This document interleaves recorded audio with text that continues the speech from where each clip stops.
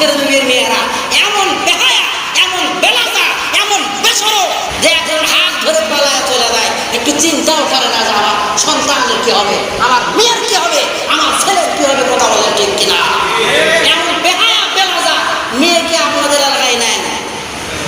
কথা বলেন আছে না নাই? এই মিশে এক কথা বলেন, অন্য এলাকায় আছে, এলাকায় নাই। কথা বলেন ঠিক কিনা?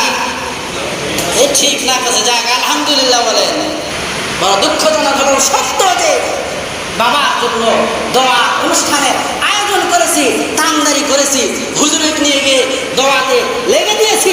এখন তাকাবো কোন দিকে?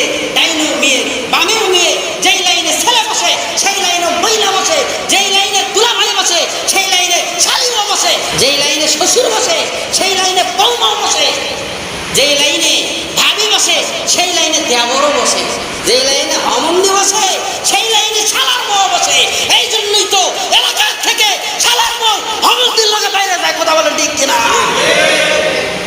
সমাজ কোন দিন ঠিক হবে জানি না। বাবার জন্য দোয়ার অনুষ্ঠান তাদেরকে পরে খাইতে দেয়। পুরুষদের ব্যাস হবে আলাদা, ছেলেদের ব্যাস হবে আলাদা। যদি একই পরিবারের হইতো তা না হয় মানা যাইতো যে শ্বশুর শরীর সন্তান ছেলে মেয়ে জামাই, তা হইতো। শ্বশুর শরীর বসেছে সেই লাইনে দেবরও বসেছে, তাহলে দেবরের সাথে তো ভাই রাখবেই, কারণ ভাই তো নাই। কথা বলেন ঠিক কিনা?